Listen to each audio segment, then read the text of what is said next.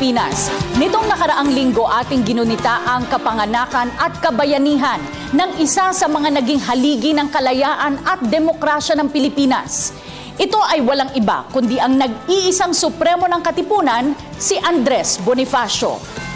Ngunit sa kasalukuyan, nakatutuwang isiping tila hindi pa rin nawawala ang mga aral ng katapangan, sakripisyo at kabayanihan na iniwan sa atin ng Ama ng Katipunan.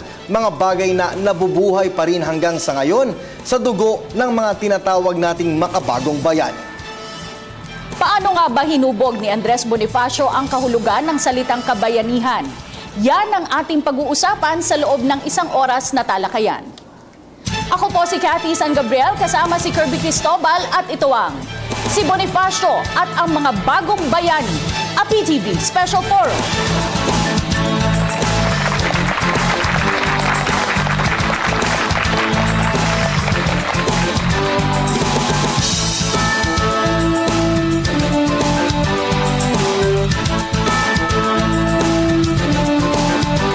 Nito lamang katatapos na November 30, ipinagdiwang ng buong bansa ang kapanganakan ni Andres Bonifacio E. de Castro. Kilala si Gat Andres bilang ama ng revolusyon at isa sa mga Pilipinong nagbuwis ng buhay makamit lang ang kalayaan ng bansang Pilipinas sa panahon ng pamumuno ng mga Kastila. Sa paglipas ng panahon, masasabing buhay pa rin ang mga aral na iniwan sa atin ng Supremo ng Katipunan. Mga aral ng pagsasakripisyo para sa kapakanan ng mas nakararami. Isa na rito si Major Danik Dangawan, isang pastor bago pumasok sa militar. Tumulong siya sa libu-libong Pilipino sa bansa sa pamamagitan ng kanyang Church Children's Ministries kung saan isinagawa niya ang iba't ibang mga aktibidad tulad na lamang ng feeding program, sports festivals, scholarship programs at proyekto sa pabahay. Hindi man siya tulad ng ating mga bayaning nagbuwis ng kanilang buhay, nagsisilbi pa rin siyang instrumento at inspirasyon na ang pagtulong sa kapwa ay hindi limitado sa kung ano ang meron tayo. Sino-sino pa nga ba ang maaari nating tawaging mga bagong bayani?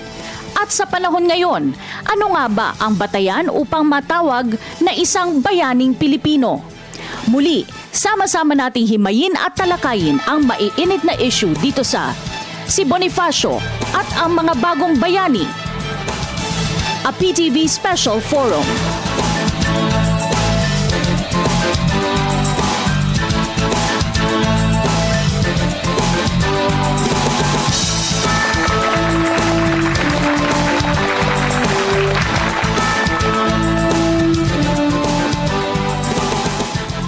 Muli isang magandang gabi po sa ating mga manonood. Usapang Bonifacio, Kirby, at mga bagong bayani ang ating tatalakayin ngayong gabi. Paano nga ba hinubog ng Supremon ang salitang kabayanihan at ano nga ba yung kwento sa likod ng ideyang italaga o ideklara bilang unang Pangulo ng bansa si Andres Bonifacio? Pag-uusapan yan natin ngayong gabi. Tama ka dyan, Cathy. Pag-uusapan din natin kung sino-sino nga ba yung kasalukuyang mga tinaguriang flag bearers ng salitang bayani. At sino-sino nga ba sino-sino nga ba silang mga nagtataguyod ng kabayanihang ipinamalas ni Bonifacio para sa bansa.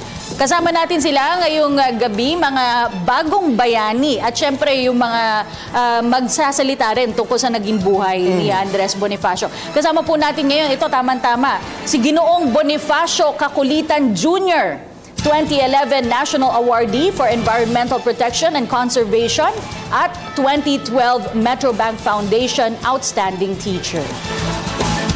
At isa pang bayani, 2011 Dangal ng Bayan Awardee naman si Dr. Eleanor Havonillo. At para talakayin ang naging buhay ni Andres Bonifacio, kasama natin ang ating resident historian, Professor Xiao Chua. Siyempre, makakatulong naman ni Prof. Xiao sa paghimay ng mga history si John Ray Ramos, Vice President naman ng Internal Heritage Conservation Society. At ito, batang-bata, isa siya sa 2014 10 Outstanding Students of Bicol Awardee at isa siyang government employee sa ngayon, si Jerry Pongpong Jr. Okay, Kati, maganda yung pag-uusapan natin ngayon dahil hindi lang nakatuon ito doon sa mga bayani natin ng mga nakaraang panahon pa. Bagkus yung tututukan natin ay yung mga makabagong bayani ng ating panahon. November 30 nang ginunita natin ang kapanganakan ni Andres Bonifacio na nagsisilbing halimbawa sa marami nating mga kababayan. Professor Xiao, sino nga ba o ano nga ba yung talagang pagkakakilala o paano natin matatandaan si Andres Bonifacio? Well, ang napunla sa isip nating mga Pilipino no, na si Andres Bonifacio ay Purita Kalaw Ledesma. Yung masyado bang mahirap na tao, parang yun nga, ginagamit to against him. Pero totoo yun, he was working class. Pero hindi siya dirt poor, no? Hindi siya ampas lupa, no? Yung nanay ni Andres Bonifacio ay half Spanish. So meron siyang mestizo blood. Tapos nagkaroon din siya ng kaunting edukasyon. Umabot siya daw ng high school according to some accounts kay Guillermo Osmeña. Now, eventually, of course, magiging siya, namatay yung kanyang mga magulang nung siya ay teenager pa lamang, 6 silang magkakapatid, ano? So ang nangyari diyan ay siya yung naging entrepreneur. A lot of people don't think of Bonifacio as entrepreneur, pero siya ay naggumawa ng mga baston at abaniko, ibinenta ito sa mga mayayaman sa paglabas nila sa simbahan at naging business na ito hanggang 1896. Eventually, papasok siya sa mga kumpanya. At ito talaga yung picture ni Andres Bonifacio, no? Naka-Amerikana. Lagi siyang postura at yung work nga niya sa international company, sa Fleming and Company, isang British company, and eventually sa Fresel and Company, isa siyang bodegero. Now, I have to say this, yung bodegero hindi kargador yun. Pag sinabing bodegero, you're manning the stocks. Kaya maganda yung sulat niya. No? And eventually, of course, siya rin ay magiging messenger, no? At nakapag-contact siya sa katipunan dahil doon. So dito mo makikita yung pagka-working class ni Andres Bonifacio. At isa siyang professional. Ang sweldo niya noon per month, kung ilalagay natin sa panahon ngayon, 37,000 a month. So hindi masama. At dahil siya ay nakaugat sa bayan, naging ang puso niya ay para sa bayan. Kaya eventually itinatag nga niya yung kataas-taasang katipunan. Oo. Kati, dahil nga bayani itong si Bonifacio, no? Siyempre mas magandang malaman din natin. Tanungin ko lang si John Ray. John Ray, ano ba ang ibig sabihin o ang kahulugan ng salitang kabayanihan? Maraming mahirap ipaliwanag yung kabayanihan, pero mas madalas o mas madali kung iintindihan natin or makikita natin ito. To put it in sa madaling pananalita, pag sinabi mong bayani, isa itong tao na kumbaga wala siyang ine-expect na kapalit na kaya niyang ibigay ang kanyang buhay, pawis, dugo para sa isang bagay na ikabubuti ng pamayanan o ng kanyang bayan. Ayun. Yun yung isang magandang kahulugan ng kabayanihan. Alam mo, gusto ko lang i-share, Kirby, minsan meron tayo naging panauhin dito. Tinanong ko, ano ba para sa'yo ang bayani? Sabi niya, nanggagaling yan sa root word na bayan. Bayan-i. Bayan muna bago ay. So, una muna ang bayan bago ang sarili. Pero tanungin natin, ito yung ating tinatawag nga kasama natin ngayon, mga modern day heroes. Tanungin natin si Ginoong Bonifacio Kakulitan. Kayo po ay awardee, unang-una ng National for Environmental Protection and Conservation. Pakikwento po sa amin kung ano itong award na ito. Okay, ito pong award na ito ay ipinagkaloob po ng Department of Environment and Natural Resources na kasama po nila ang Department of Education, CSCA, noong 2012. Taon-taon po kasi nagkakaroon ng Yes Camp at gumawa po kami ng documentary film na inilahok namin doon sa Baguio. At yun po ay paraan namin na makatulong sa mga naging biktima ng bagyo. Kasi tayo po dito sa Maynila o sa Lungsod Quezon ay hindi po tayo masyadong apektado ng baha. So sa ating paraan na ganun, dahil tayo po ay nandito, yun po yung ginamit namin na paraan upang makatulong po. Just a follow-up, sir, bukod sa kayo po ay awardee, isa rin po kayong guro. Bilang isa pong guro, ano po yung mga indikasyon kung paano po kayo nahalal bilang isang awardee po ng Metrobank naman, Metrobank Foundation bilang isang outstanding teacher? Okay, para sa akin po kasi ay Wala akong inaantay na kapalit. Basta magampanan ko lamang po ng husay yung aking trabaho at maibigay ko yung talagang the best na maturuan ko yung aking mga estudyante at magsilbing modelo para sa kanila. Yun lang po yung inisip ko. May dalawa pa tayong mga kasamang mga bagong bayani mamaya. Kakusapin natin sila right after this break. Magbabalik po ang Special Forum.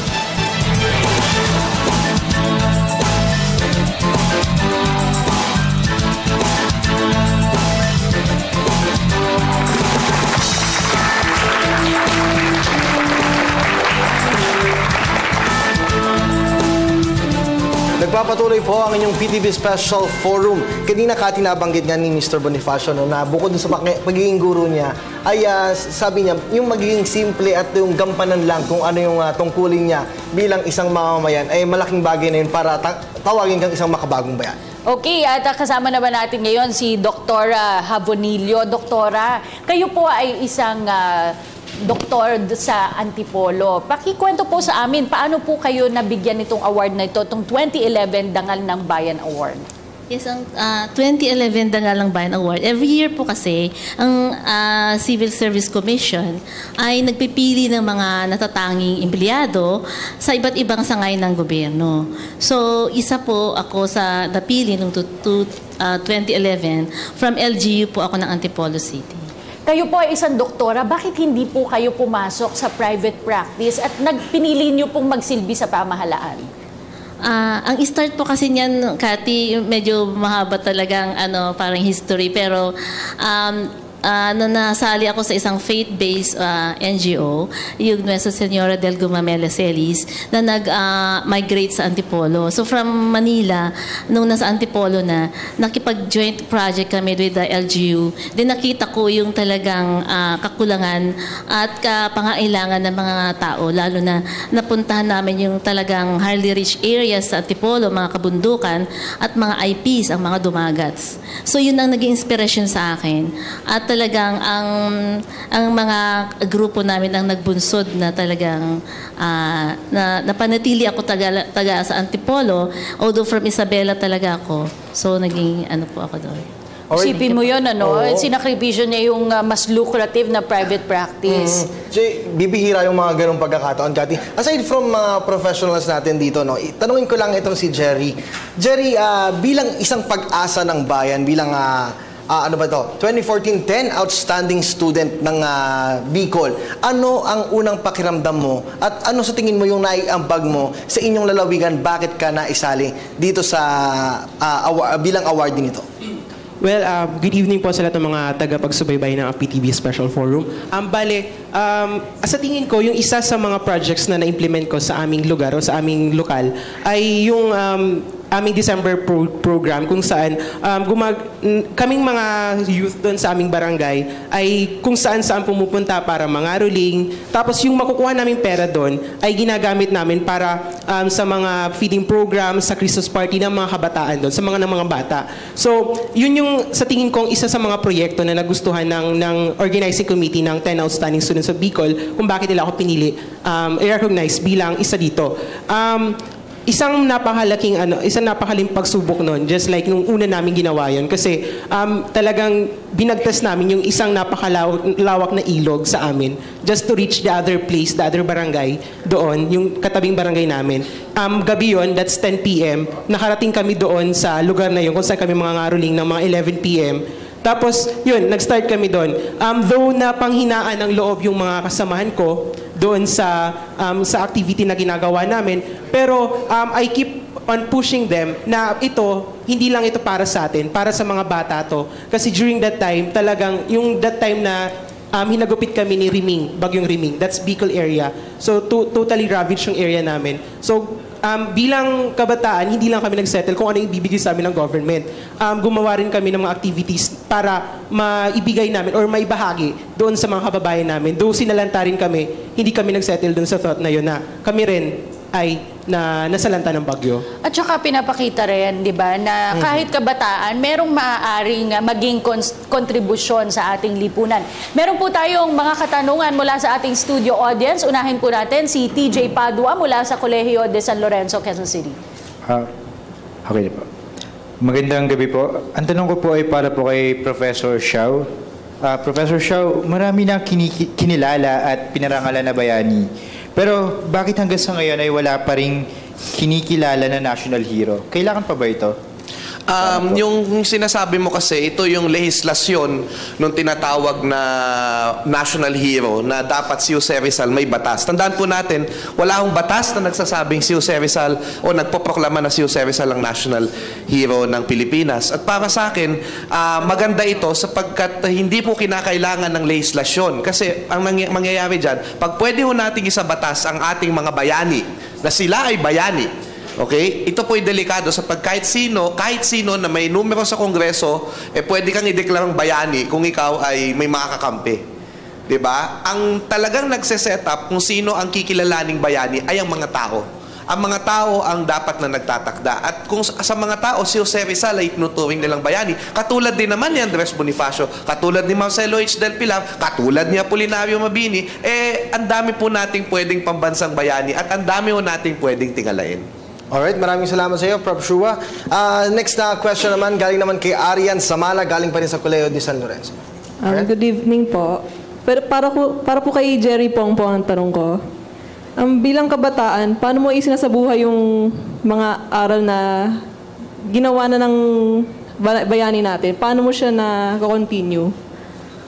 Kasi hindi ko masasabing sarili ko isa akong bayani kasi yung konsepto di ba inalin tulad natin yung mga bayani na buwis ng buhay. So, for the present time, ngayon, para sa akin yung bayani na matatawag natin is someone that makes himself or herself available sa isang tao na walang hinihinging kapalit in return, kumbaga kusang loob mong ibinibigay kung ano yung meron ka nang wala kang inaantay. So, bilang ako naman, isang kabataan, sa amin, sa lokalidad namin, nagsisilbi akong, kumbaga, isang inspirasyon doon sa mga katulad kong youth doon na hindi hadlang yung pagiging mong like out of school youth para makatulong. Kailangan mo pa rin isipin na marami pang bagay na pwede kang gawin in order for you to help other people. Gusto kong tanongin si John Ray, kilalanin pa natin ng husto si Andres Bonifacio. Marami kasing mga usap-usapan. Siyempre, matagal na yan, hindi dinatnan itong ating mga bayani. Marami nagsasabi na si Andres Bonifacio raw, mainitin ng ulo. Ganun yung perception na impulsive siya, na palaaway. Ano ba talaga yung mga katangian ni Andres Bonifacio? So, tulad ng sinabi ni Professor Xiao kanina, si Andres Bonifacio ay napakasipag. Ayan, ipapaliwanag pa niya yan mamaya mas malalim.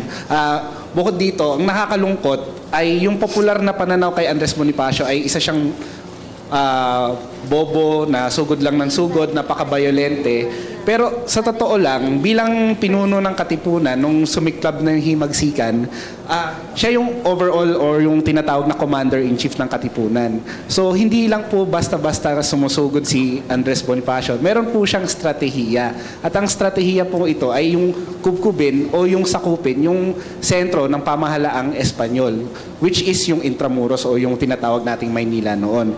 Ang nangyari nung panahon ng revolusyon o ng himagsikan ay may mga pagkatalo rin na nakuha yung Katipunan. Kaya ang masasabi lang dito is bilang Commander-in-Chief, natural lang na i-attribute kay Andres Bonifacio ang lahat ng panalo at lahat ng pagkatalo ng Katipunan. Pero hindi po ibig sabihin nito na wala po siyang alam sa pakikidigma. Alright. Ako naman, Cathy, nabanggit na kanina ni John Ray yung mga mga katangian ba. Ngayon naman, tanungin ko lang si Prof. Xiao. Prof. Xiao, bukod dun sa mga katangian na nabanggit ni John Ray, ano pa yung ibang katangian ni Bonifacio at kailangan ba talagang magbuwis ng buhay para tawagin na isang bayani? Okay.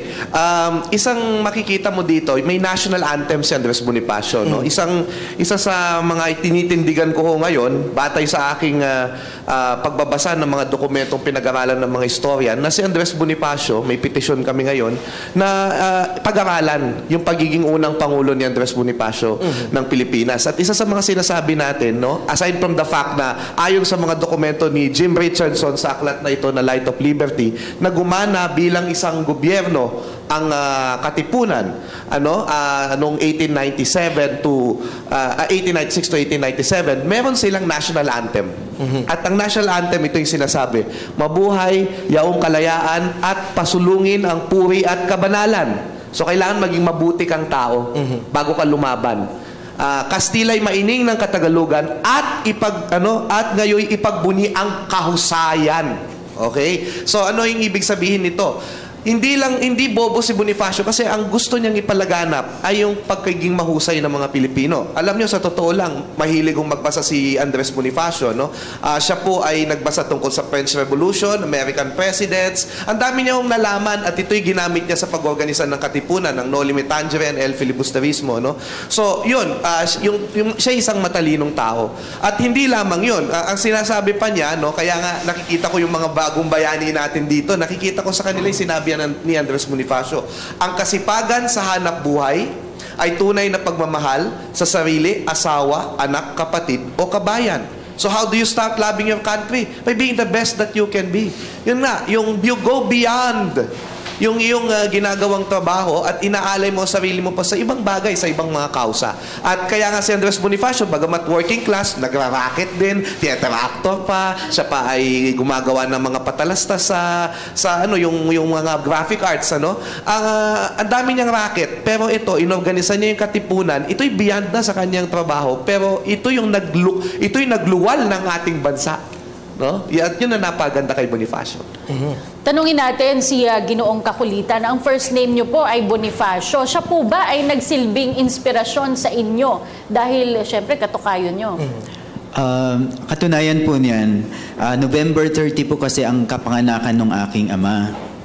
Ako po ay June, kaya ginawang Junior. Kaya Bonifacio din po yung pangalan ko. Yun po. And sa tingin niyo po, ano po yung mga qualities ni Bonifacio na dapat hangaan hindi lamang ninyo, ngunit ng nating mga Pilipino? Yung pong pagiging matatag niya. Ayun po. At saka gumagawa po siya ng mga bagay-bagay na ikabubuti ng kanyang mga kababayan kahit po nanganganib yung kanyang buhay. Yun po. Ako naman kay Dr. Eleanor. Dr. Eleanor, ngayon pong nabigyan na kayo ng award bilang isang dangal ng bayan awardee, ano po? Pagkatapos po ba na ma-award yun, tumigil na po kayo? O paano nyo po ipinopromote bilang isang awardee yung kaganda o yung mga ginawa nyo po para ma-inspire naman po yung ating mga kababayan? Okay, kasi yung assignments ko dati kasi before the awards ay iba naman po ngayon. Pero ang nagpapatuloy pa rin po ako, isang medical officer pa rin po ako sa City Health ng Antipolo, and isang member pa rin po ng mission group, yun nga po yung nabanggit ko kanina.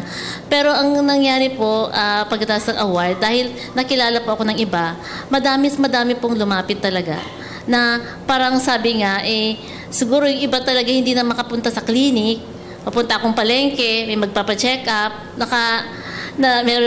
meron akong resitaryo para tapos sabi ka, follow up ka na lang sa then pupunta ako sa iba't ibang lugar. Talagang parang clinic on the roads ang nangyari para sa akin. Kaya parang sabi ko nga, mas siguro naging dahilan nito para mas ma-reach ko pa yung iba. Opo. Nung naging loaded kayo, ma'am, paano nyo po hinahati yung bawat oras ninyo? Siyempre, hindi naman po pwedeng nakatutok lang kayo sa isang lugar. Yung iba pong mga kababayan natin, nangangailangan din po ng tulong nyo. Paano nyo po ibinibigay yung inyo pong serbisyo sa atin pong mga kababayan? Regarding po sa City Health Office, the work ko po kasi, nakabatay po kung ano ang assignments na bibigay po ng ating City Health Officer. Pero doon naman po sa aming maliit na mission po, during Saturday and Sundays po yung activities namin. So, pag weekdays nandun ako sa government side, nasa private side naman po ako pag Saturday, Sunday. Yan po yung nangyayari. Si Jerry naman, tanongin natin, what does the award mean to you? Anong sinisimbolo nito? And sa tingin mo, paano mo mahihikayat yung mga kabataan na gumawa rin, mag-contribute para sa bayan? For me, TUSB or the 10 Outstanding Students of Bicol is more than an award. It's it's a responsibility, being inspiration to other people, to other youth especially. Na, and also, yung aim talaga nung award na to is to help in molding tomorrow's leaders sa amin doon sa Bicol and even in national. So, ang ginagawa namin dito sa TUSB, last Saturday, nagkaroon kami ng reunion para pag-usapan yung formation na gagawin namin or team building in order for us to encourage more of the people or of the youth in Bicol na mag-participate in Bicol development and sooner in national development. Ayun. Ako naman may katanungan kay John Ray. John Ray, bilang isang Vice President ng internal ng Heritage Conservation Society, saan nakatutok itong grupo nyo na ito, lalong-lalo na siyempre sa kabataan? Ano yung mga naitutulong ninyo sa mga kabataan na gustong pumasok sa inyong grupo? Sa amin sa Heritage Conservation Society Youth o HCSY, ang nagagawa ko namin ay ipalaganap or gawing aware yung kapwa naming mga kabataan tungkol sa kabayanihan at doon sa mga pamanang ibinigay sa atin ng mga ninuno natin. Yung tinatawag na heritage po o pamana sa Pilipino, ito po, ang makikita po natin sa mga pinamana ng ating mga ninuno ay yung kahusayan po nila sa pamamagitan ng kanilang mga art o doon sa mga architecture na ginawa po nila. Marami po tayong matututunan dito na kung pagbubutihin natin nga yung mga ginawa natin at kung ibibigay natin yung puso natin sa anumang gawain natin o profesyon, ay may malaki yung maitutulong natin para sa ating pamayanan at sa ating bansa. At yun yung gusto namin ibigay o ituro, gawing aware yung mga kabataan na marami tayong matututunan o mapupulot na aral mula sa ating mga ninuno. At dahil doon, pwedeng maging mas mabuti yung mga gawain natin at yung buhay natin. At sabay nun, makakatulong pa tayo sa bayan. Professor Xiao, may katanungan lang ako. Bakit pinag-aaway si Bonifacio at si Rizal? Magkaaway ba talaga sila? Nako, hindi po, no? In fact, nagkamay nga yan eh. Ang feeling namin mga historians, nung nag-meet sila sa meeting ng La Liga Filipina, sumali si Andres Bonifacio doon sa tinatatag na organisasyon ni Rizal. Kaya lang ito'y 3 days lang na nangyari yung organisasyon tapos nahuli na si Rizal. Kaya tinatag ni Andres Bonifacio yung matagal na nilang balak na itatag yung Katipunan. So, bakit sa palagay ko hindi sila kailangan pagawain? Sapagkat hindi naman dichotomy yan eh. Na si Jose Rizal matalino, Bonifacio hindi masyado. Jose Rizal for peace. At si Bonifacio for revolution, hindi ganun eh. Si Jose Rizal, sinasabi lang niya, ang revolusyon ni Bonifacio dapat naghintay hanggat handa na tayo. No? Ang sinasabi si Bonifacio naman, hindi naman siya puro laban lang. Ang isang sinasabi ni Andres Bonifacio, akala kasi natin atapang nga tao lang siya. Nakalimutan natin, tinuruan din niya tayong umibig. So sa mga itong tinatawag na kartilya ng Katipunan na ito, meron ditong sinasabi, dito ang kauna-unahang utos ay pag-ibig sa bayan at lubos na pagdadamayan sa isa't isa. So ang ibig sabihin nun, bago tunay na lumaya ang bayan natin, kailangan may ginhawa muna tayo na natatamo. At yung kaginawaan na yon sa ating buhay, sa ating bansa, nakukuha lang natin yon kung tayo ay nag-iibigan bilang magkakapatid at meron tayong mabuting kalooban para sa isa't isa. At yun nga yung nawala sa ating bayan. Nung pinatay nila si Andres Bonifacio noong 1897, ang nangyari dyan ay napalitan ito ng isang sistema kung saan kapangyarihan lang ang gusto ng ilan sa mga politiko. Yun yung nakakalungkot dyan. At hindi na yung ibigin ang bayan, mahalin ang bayan, pagsilbihan ng bayan.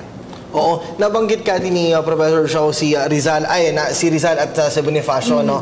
Tanungin ko lang si Ginoong Kakulitan. Sir, sa tingin niyo po ba, handa pa rin ba ang mga Pilipino na magsakripisyo para sa nakararami? Siyempre dahil medyo kakaiba na po yung ating panahon sa ngayon. Sa tingin niyo po ba ganito pa rin ang attitude po ng ating pong mga kababayan?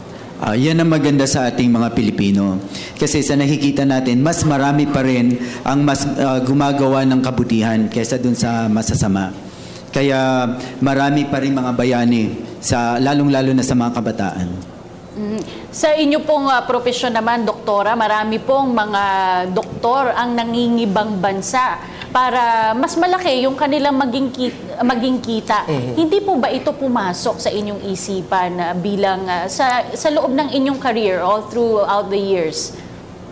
Hindi po naging ano sa akin to, parang hindi naging attraction sa akin ang ibang ibang lugar. Kasi nung nakita ko, yung talagang yung impact kasi sa akin, medyo yung nangyari sa amin kasi nung sa missions, nung nagkaroon kami ng formation, nagkaroon yung Cherry Hills tragedy sa Antipolo.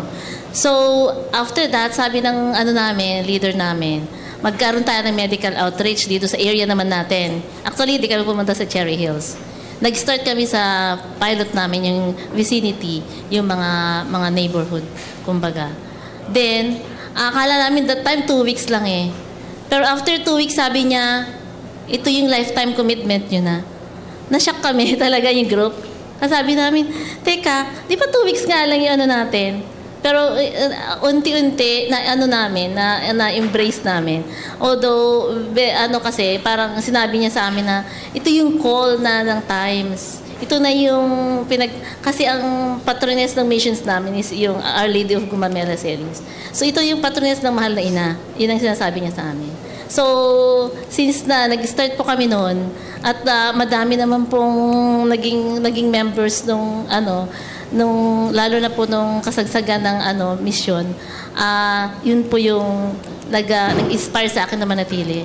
Then nakita po ng First Lady ng Antipolo that time, si Mrs. Gatlabayan na in-invite ako na. Sabi niya, bakit hindi ka na lang mag-stay sa Antipolo? Kasi that time, every weekends lang kami na nag-stay dyan sa Antipolo.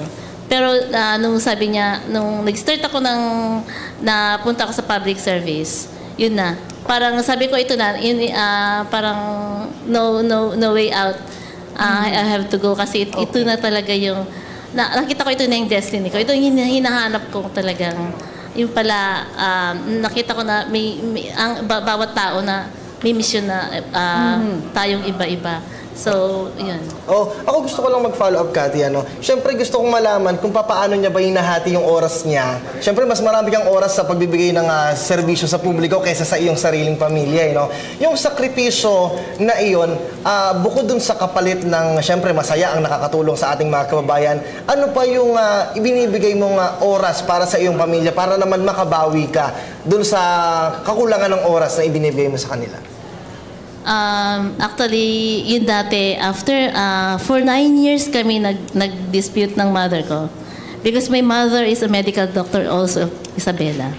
And ang hospital, ang business namin dun sa hospital. So they like all their children to be doctors and they'll have to have this to continue the business. Pero 9 years kaming hanggang after 9 years sumuko siya. Sabi na, sige, kung yan ang pinili mo, go. So, after 9 years lang ako pinasbasan. Pero the struggle is, nagigilty ako that time. 8 times na nagigilty ako kasi sabi niya, kailangan namin dito kasi na-admit kaming lahat, may sakit kaming lahat, walang mag-ano sa ospital. At that time naman, mag-start kami naman ng medical outreach dito sa Antipolo. So, talagang very hard yung choice. Pero this time, for 3 years now, ngayon ako umuwi. Ngayon ako nagbabalik loob sa pamilya ko, sa Isabela. Every other month ata nakakabalik ako. Ayun. And, medyo. Okay, may mga katanungan pa po ang ating mga estudyante sa ating audience. Unahin natin si Lorraine Cerillo mula sa PUP. Hi, good evening po. Ang tanong ko po, kung buhay po kaya ngayon si Bonifacio, masasabi ko kaya niyang worth it lahat ng mga sakripisyo niya sa lahat po nangyayari sa bansa natin? Para kanino yung tanong mo? Para kay Sir Xiao po. Okay, alam nyo sa totoo lang, bagamat sinasabi natin na yun nga, meron pa ring mga tao na ninanakawan tayo sa gobyerno, na hindi natupad yung kanya sana na gusto na, alam mo yung sinasabi ni Pangulong Noynoy, di ba, yung sama-sama po tayo sa Daang Matuwid. Yan din yung Daang Matuwid ni Andres Bonifacio No? Nakalagay sa dokumento yan na ang gusto ng Katipunan, magkaisa tayo upang matuklasan ng landas ng katwiran at kaliwanagan. No? So, yun, bagamat malayo pa tayo, nakikita naman niya ang dami-daming katulad ng mga kasama natin ngayon na nasa pamahalaan, no? Na ginagawang matuwid ang araw-araw ng pamahalaan natin. Hindi natin yan napapansin. Ang nakikita natin yung mga malalaking magnanakaw. Pero yung mga mabubuting, maliliit na Pilipino, pag pinagsama-sama mo yan, mas maganda yung Pilipinas natin eh. So yun yung sinasabi natin, wag tayong mawawalan ng pag-asa. Ang pangalan ni Andres Bonifacio sa Katipunan, may pag-asa. Wag tayong mawawalan ng pag-asa sa ating sarili. Kapag alam nyo, si Bonifacio, pinanganak siya sa panahon na kapag Indio ka, mamamatay kang Indio, mamamatay kang alipin. Ang sabi niya, pwede tayong maging hari sa sarili nating bayan. Hari meaning may power ang tao. At hindi isa o dalawang tao lamang. So, kung hindi niya pinangarap yun, kung wala siyang pag-asa, edi wala sana yung nasyon natin ngayon. Pero dahil nangarap siya, at dapat mangarap din tayo, na magiging mabuti ang bansa natin, huwag natin kakalimutan si Bonifacio at yung mga pangarap niya. Ayun. Okay, next question naman, galing naman kay Kate Valveja, galing sa Lasan. Kate? And good evening po. Yung tanong ko po kay Professor Shao din po. Sa tingin niyo po, sapat na po ba yung edukasyon na nakukuha ng mga kabataan natin ngayon para mas lalo pa nilang makilala si Bonifacio? Well, ang bayani ng pagtuturo kay Andres Bonifacio, ang ating mga guro, mga public schools, no? Sa iba-ibang lugar at syempre yung mga private schools na rin, ano? Kung sapat na ba, nandyan pa rin yung mga misconceptions. Diba? Pag nakikita mo sa Facebook, medyo nakakaawa yung ibang bata, parang kulang sa edukasyon, ano? Na mga bagong mga nilalaman.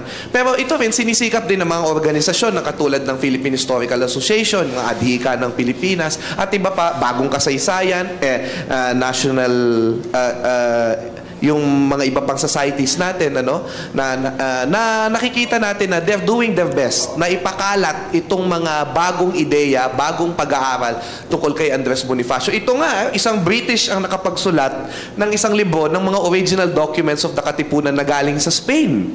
At ito'y tinranslate niya at ang dami-dami na ngayon na lumalabas na bagong mga pag-aaral tungkol kay Bonifacio. So ngayon, wala nang excuse, tapos may internet pa, wala nang excuse para magkulang yung ating edukasyon. At syempre, makakatulong kayo dyan by spreading the word na may mga ganito ng mga pag-aaral tungkol kay Andres Bonifacio. Tanungin natin yung isa pang teacher dito na principal na ngayon, si Ginoong Kakulitan. Paano nyo po itinuturo sa mga estudyante na i-inculcate itong mga values, itong mga katangian ng ating mga bayani at ibalik sa bayan kung ano yung nararapat na i-contribute nila?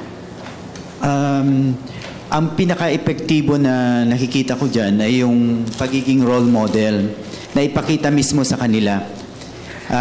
Kasi pagka sinasabi mo lang, hindi nila ito maintindihan. Kaya mas maganda kung ipakita na natin na hindi lang sa pamamagitan ng salita, kundi talaga sa gawa. Opo. Sir, kaano pong paraan kayo gumagawa nung... of course, syempre sa mga schools po, meron tayong mga activities, ano? May yung pag-araw po ng wikang Pilipino, kaya araw po ng mga bayani. Gaano po, sir, yung ibinibigay doon sa mga estudyante para po mas maunawaan nilang maigi yung pagpapahalaga po doon sa ating po mga bayani? Kasi may mga programa tayo, no? Doon sa school kasi na pinanggalingan ko noon, kasi naka-apat na high school na ako ngayon.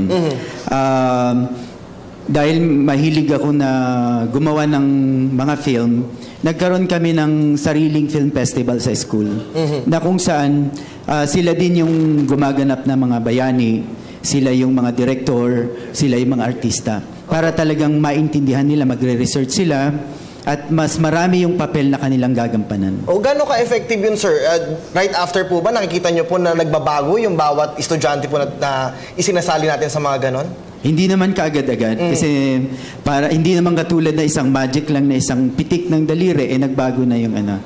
Talagang medyo matagalan yung pagbabago pero unti-unti may mga nakikitang pagbabago sa mga estudyante. Sir Kirby, naalala ko lang sandali yung teacher ko sa inyo, si Sir Bernie De Vera, yung elementary teacher ko. Pinapaganyan din kami yung mga play tungkol kay Andres Bonifacio. Lagi nga ako, Rizal, taba-taba ako na noon, Rizal ako eh. Pero alam mo, nagka-epekto sa akin, naging historian tuloy ako. No? So, huwag tayong susuko na gawin itong mga bagay na ito at napaganda sa kabataan. Patanungin natin si Jerry, no? Kasi marami sa ating mga kabataan, no offense meant to Professor Xiao and to John Ray, talaga hindi sila interesado sa history. Mahirap na subject yan. Pero sa tingin mo ba, do you know enough yung mga kabataan ngayon? Kilala ba nila talaga yung mga bayani natin? Sa tingin ko po, bilang isang naging estudyante rin before, sa tingin ko, karamihan ng mga kabataan ngayon ay hindi na nila alam kung ano ba yung kung ano ba yung mga kontribusyon o naging ambag ng isang bayani sa ating bansa.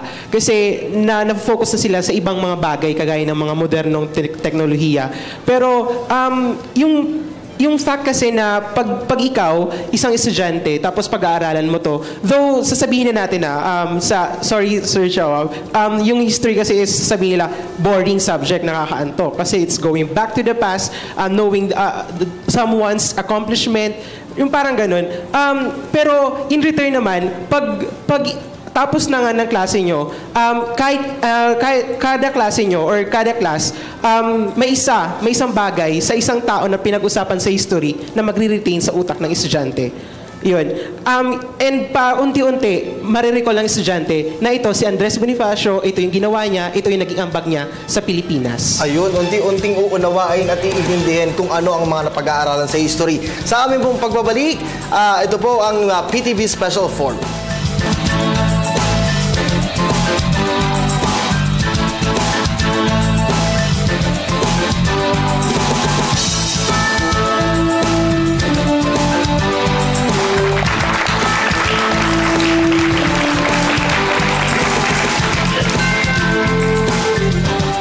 Nagpapatuloy po si Bonifacio at ang mga bagong bayani at PTV Special Forum. Kirby? Oo. Kati kanina nabanggit kanina ni Jerry yung mga katangian. Gusto ko lang tanungin si John Ray. John Ray, paano magmiyembro sa Heritage Conservation Society? At sa tingin mo ba malaking advantage ito sa isang kabataan para ma-promote palalo yung kagustuhan niya na magtalakay o alamin yung mga history ng ating mga bayani? Para sa mga kabataan, marami pong mga organisasyon tulad po nung organisasyon namin, yung Heritage Conservation Society Youth, na pwede silang maging kasapi. Na kung magiging kasapi sila, marami silang matutuklasan tungkol sa ating mga pamana. At dahil dito, yung sa mismong act ng pag-volunteer, isa na po itong kabayanihan kasi nagbo-volunteer ka para sa isang cause na para sa pamayanan, para sa bayan. At dahil dito, yung may paniniwala kasi ako tungkol sa mga volunteer Yung mga volunteer, wala po silang kinikitang pera. Volunteers don't earn. Okay. They actually gain and grow. Okay, at with that, hingan na natin ng mga huling mensahe ang ating mga panauhin. Umpisahan po natin dito sa ating kanan. Si Dr. Eleanor Havonillo. Huling mensahe po sa ating mga manonood. Yes, para sa mga manonood, lalo na sa mga lingkod bayani at mga lingkod bayan na katulad ko, huwag natin sanang kakalimutan po na we are God's creations. So, ang ating pong pagiging public servants ay isang napakalaking bagay para maging, ito nga po ay nagiging stepping stone natin para mas makatulong pa po sa iba. Kasi sa totoo lang, madami po pong mas nangailangan nangangailangan din pong ng mga tutulong sa kanila. So, isa pa po ay kailangan natin pong paghusayan at bumilib sa sarili para makatulong po at share po sa iba. Sa lahat ng ito po ay una sa lahat, papasalamat po tayo sa mga lahat ng programang pinapatupad, maging sa local at saka sa national. At lahat po ng mga NGOs na naniniwala pa rin po sa mga programa ng gobyerno ay nagpapasalamat po kami. Kasi isang malaking suporta at inspirasyon din po sa amin ito para sa iba't ibang challenges po na ina-address namin, lalo na po sa amin sa health department. Okay. Thank you po. Okay, huling mensahe naman po ni Ginoong Bonifacio Kakulitan Jr., 2011 National Awardee for Environmental Protection and Conservation at 2012 Metrobank Foundation Outstanding Teacher. Ibig kong samantalahin na rin yung pagkakataon nito na anyayahan lahat ng mga punong guro sa buong bansa na ongoing na po yung 2015 search for outstanding teacher. Kaya sana ibigay yung nararapat na parangal sa ating mga guro. Alam ko na napakaraming mga karapat-dapat dyan na may bigyan ng parangal ng Metrobank Foundation. At ang premyo na po sa taong ito ay 500,000 na po. So, inanyayahan ko po ang lahat na sana inominate nyo po yung mga karapat-dapat na guro sa inyong mga paaralan. At sa lahat ng ating mga manunood ngayon, sana po magmahalan tayo para lalong umunlad yung ating bansa. Yun lang po at magandang gabi sa lahat. Okay, huling mensahe po mula kay Jerry Pongpong Jr., 2014-10 Outstanding Students of Bicol Awardee.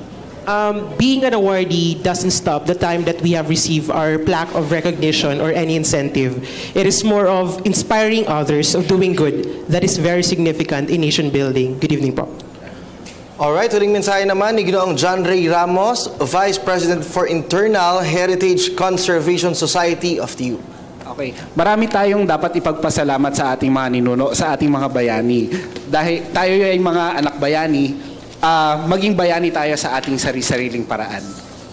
Okay, at huling mensahe mula sa ating historian na si Xiao Chua. Hindi bobo si Bonifacio. Tignan niyo sulat. Ang ganda-ganda. Nakikita sa dokumentong ito. Now, a lot of people are saying, kailan darating ang Bonifacio? Nasaan ang mga Bonifacio? Nasaan ang mga Rizal? Alam niyo po, kung naghahanap po tayo ng bayani, siguro maganda tumingin po tayo sa salamin at makita natin ang sarili natin at makita natin na may pag-asa dapat tayo lagi at magbigay tayo lagi ng kabayanihan. Let's try, despite our weaknesses, magbigay tayo ng kabutihan lagi sa ating kapwa. Mabuhay ang Pangulong Andres Bonifacio.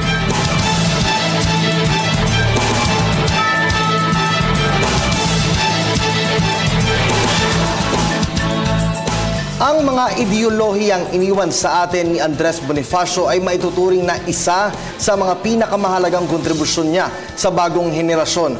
Naway magsilbi po itong aral at paalala sa ating mga kabataan na ang bawat maliliit na ambag para sa pagbabago ay ang magsisilbing simula ng pag-unlad. Ang bawat isang Pilipinong nabubuhay hindi lamang para sa kanilang sarili, ngunit para na rin sa mas nakararami ay maituturing nating isang bayani. Isang malinaw na patunay na hanggang sa ngayon ay patuloy pa rin dumadaloy sa ating mga ugat ang dugong Bonifacio. Dugong bayani na ating maipagmamalaki sa buong mundo. Ako po si Cathy San Gabriel, kasama si Kirby Cristobal. Marami pong salamat sa inyong pagsama sa aming kilalanin si Bonifacio at ang mga bagong bayani, a PTV Special Forum.